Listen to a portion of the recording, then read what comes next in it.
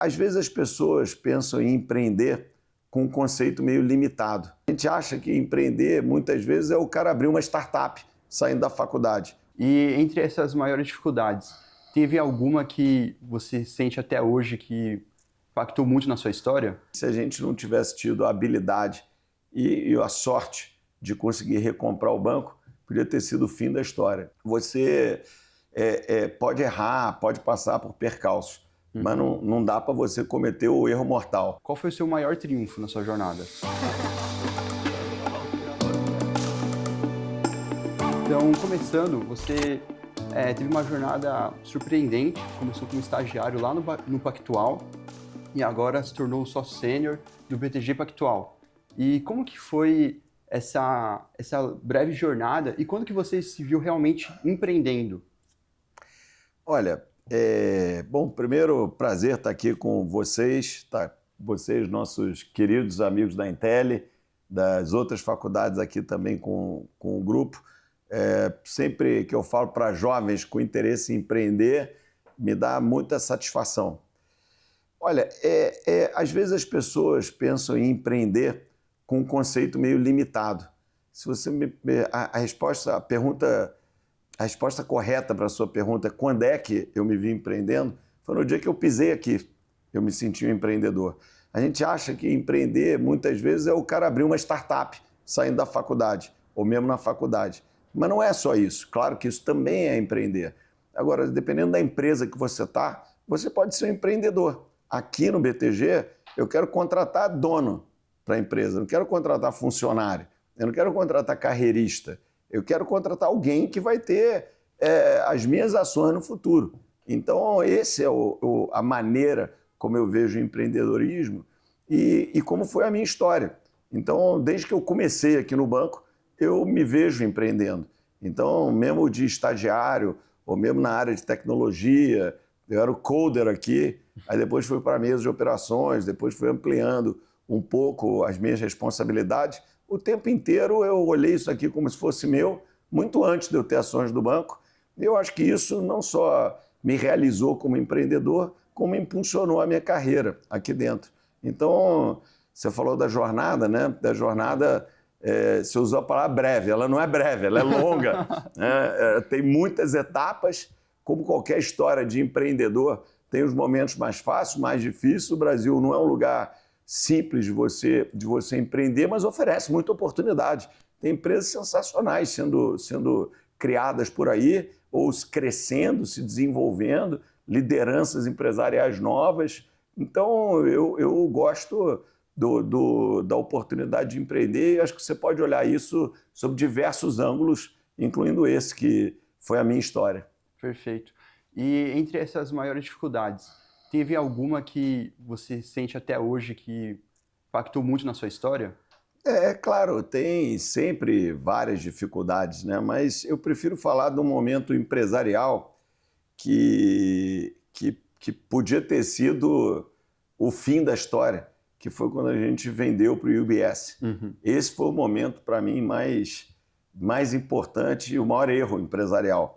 Porque, Certo. no fundo, a gente tinha criado um negócio muito especial e claro, tem uma tentação de você realizar valor nisso, né? Isso, estamos falando de meados dos anos 2000, então há 20 anos atrás.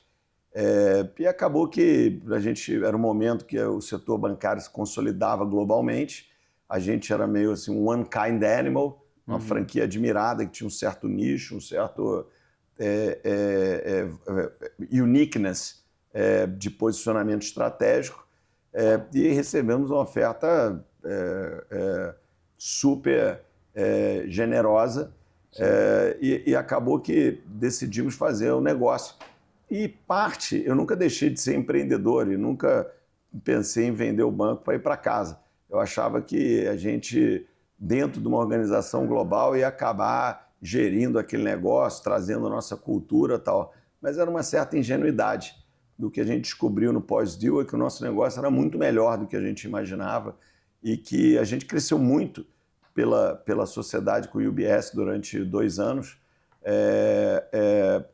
Mas nos criou sementes para uma atuação mais global do BTG Pactual, né, que foi o sucessor, né, melhorou várias práticas dentro do banco, mudou o grau de profissionalismo, mas a gente também aprendeu, e para mim isso ficou muito claro, do quão especial era a cultura que a gente tinha criado e o quão vencedora ela era.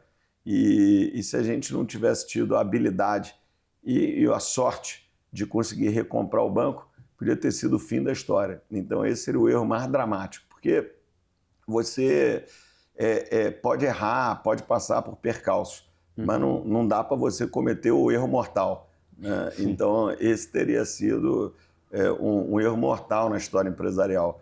Mas a gente, enfim, por sorte e competência, conseguimos reverter e recompramos o banco. Também não deu espetacular, e dali a gente construiu uma história empresarial única aqui no Brasil e admirável tal, e que me orgulha muito. Pô, que legal. E além da recompra, né, do Pactual, qual foi o seu maior triunfo na sua jornada? Olha, aqui eu gosto de celebrar nossos achievements, né? E a gente ter um orçamento ambicioso e executar me anima. A gente ter construído essa franquia digital enorme que cresce todo dia me anima.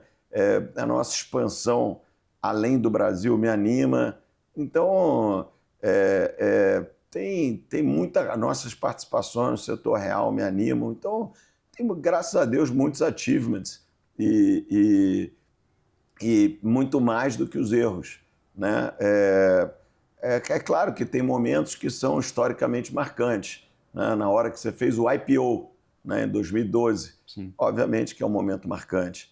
Na hora que a gente fez o Private Placement em 2010, onde pela primeira vez na história os fundos soberanos globais, China, Abu Dhabi, Singapura, investiram numa empresa latina na primeira vez e criamos links que duram até hoje.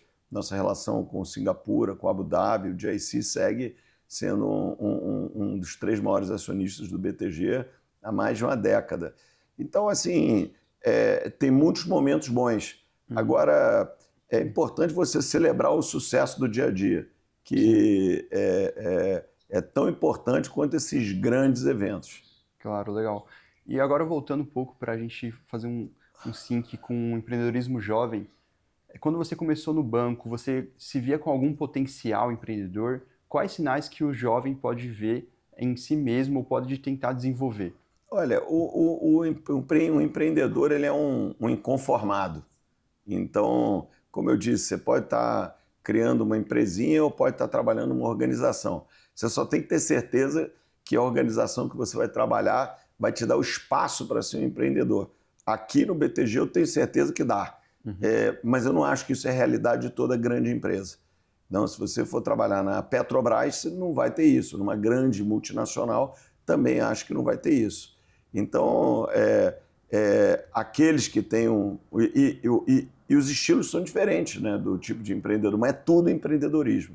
Empreendedorismo na veia.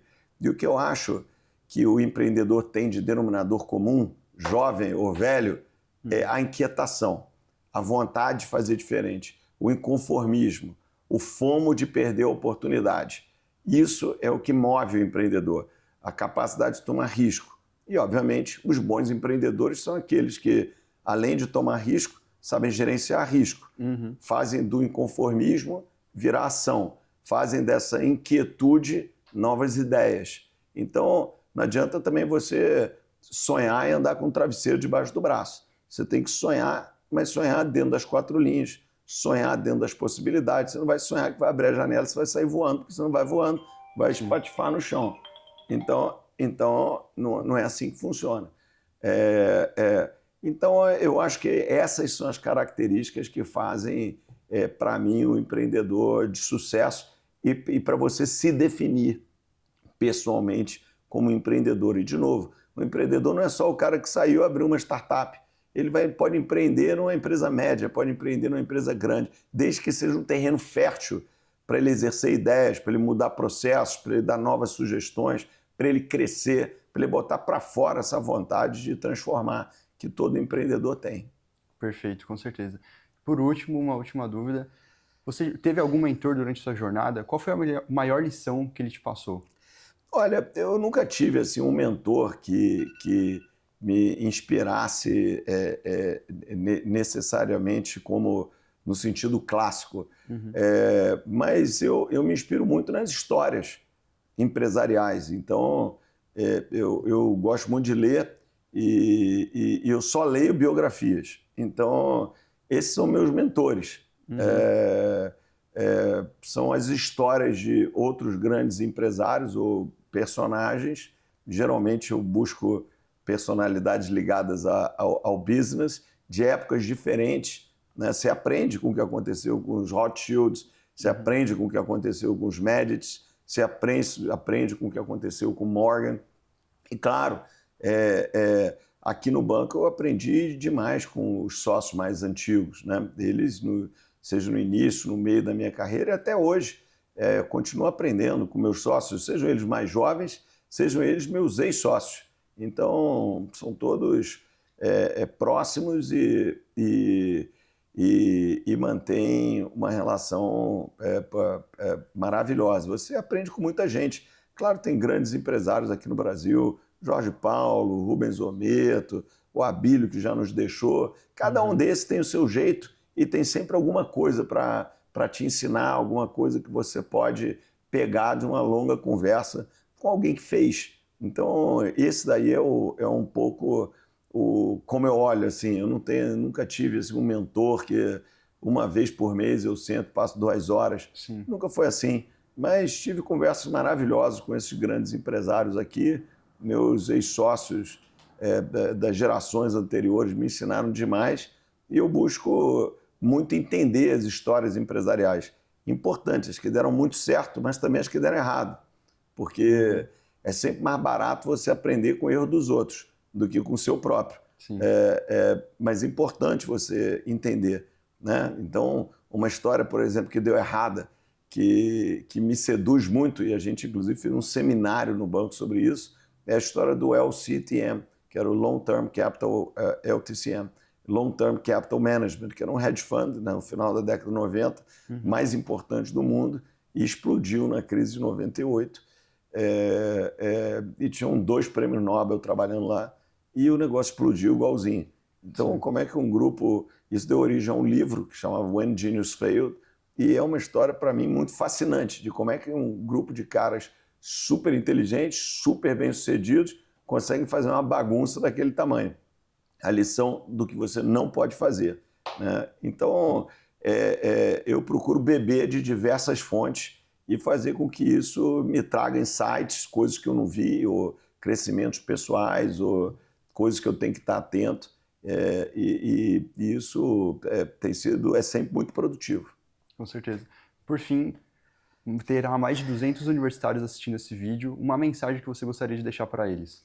Olha, eu acho que a mensagem não tenham medo, não tenham medo de errar, não tenham medo de fazer, mantenham ambição, não precisa sair das 4 linhas para isso acontecer, cada um vai achar o seu caminho, uns vão empreender dentro de empresas, outros vão criar suas próprias empresas, não existe fórmula, não existe certo nem errado. Eu empreendi dentro de uma empresa e acho que sou bem sucedido como empreendedor e muito realizado pessoalmente como empreendedor. Então, a única coisa que vocês não podem fazer é se acomodar. Então, não se acomodem.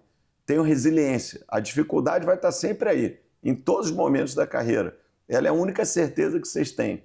Agora, a dificuldade, a adversidade, a injustiça, é tudo muito chato. Agora, não é impeditivo para nada.